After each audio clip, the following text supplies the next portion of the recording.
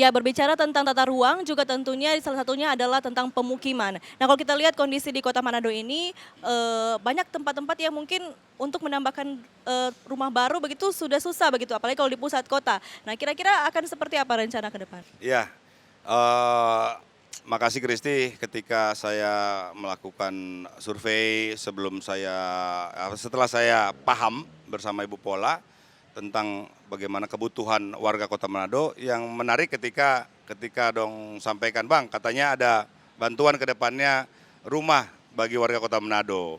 Dan itu banyak yang suka karena itu tadi, apa, taman mertua indah lah ya, atau apa namanya ya, bergabung bersama anak tiga, so ada yang cucu segala macam di dalam.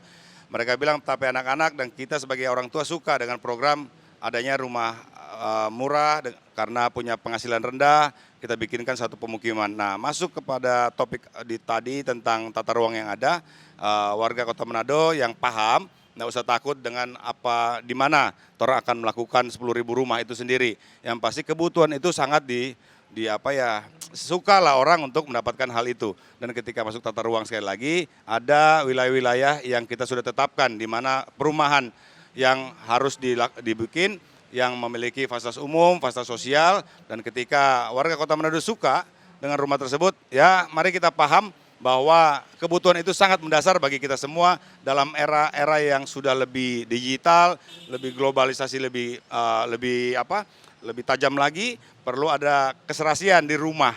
Oleh karenanya mereka ingin adanya sendiri, anak punya anak maunya sendiri di rumah, itu penting dilakukan oleh mereka yang membutuhkan. Dan ketika saya mendata, baru tadi saya berjalan sini bilang, "Bang, kita boleh 2 anak boleh mendaftar."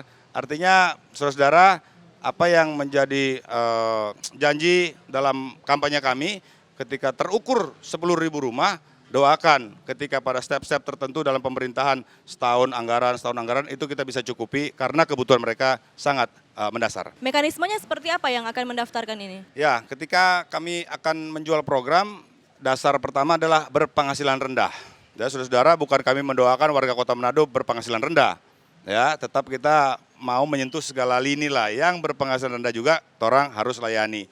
Dan ketika tidak ada uang muka dan lain-lain, serahkanlah pada kami bisa melakukannya, dapat dipertanggungjawabkan. Sudah kami tanda tangan kontrak kerja kami, visi misi kami di muka ribuan orang, medsos melihat bahwa itu akan bisa kita lakukan. Itu silakan mendaftar atau silakan paham untuk kita bisa mendapatkan kepuasan diri di rumah dengan punya rumah sendiri. Oke, itu kan dana cicilannya dari pemerintah, maksudnya dananya dari pemerintah begitu ya? Dari pemerintah kota. Nah, ambil dari APBD kah atau dari apa Iya. kira-kira nanti ke depannya? Iya, iya. Jadi tentang anggaran ada di mana, ketika kami sudah bekerja sama dengan pengembang-pengembang yang ada, mereka sangat antusias dengan program ini. Kenapa? Karena bersinergi dengan dorong program yang secara umum menjual rumah mereka. Tapi ketika ada spot dan slot untuk pemerintah kota punya niat, mereka membantu sangat begitu membantu sekali ketika tidak perlu APBD mungkin.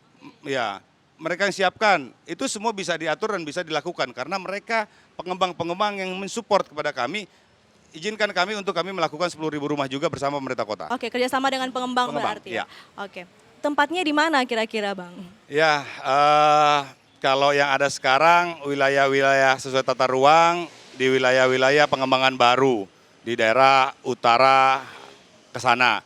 Tapi kembali jangan takut ketika kami melakukan yang terbarukan, pasti semua infrastruktur kita akan pikirkan secara komprehensif. Tidak putus-putus, tidak hanya perumahannya saja, tidak hanya jalannya saja, tapi bagaimana dari Tikala, dari TKB bisa tembus sampai ke perumahan yang mungkin di Pandu, mungkin di Mapangat, mungkin di mana, itu semua harus kita pikirkan. Oke, berbicara tentang pemukiman juga di Kota Manado ini masih ada tempat-tempat pemukiman kumuh begitu ya. Bahkan juga di pusat-pusat kota. Akan seperti apa orang-orang yang tinggal di tempat pemukiman kumuh ini? Ya, jadi kategori kumuh sebenarnya ada standarnya. Tapi ketika Kota Manado ini dianggap kota bersih, kota sehat, hilanglah kata-kata kumuh.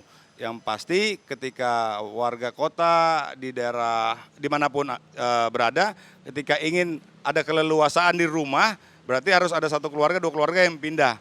Yang bisa kita tampung dalam 10.000 rumah. Dan tidak akan kumuh lagi ketika mereka tidak baku mepet di dalam rumah. Gitu sih Kristi. Ya, kita masih akan lanjut membahas tentang program-program ataupun gagasan-gagasan apa yang akan diberikan calon wakil wali kota Manado Bapak Harli Mangindaan. Tapi setelah yang satu ini tetap di Torang Pe Figure.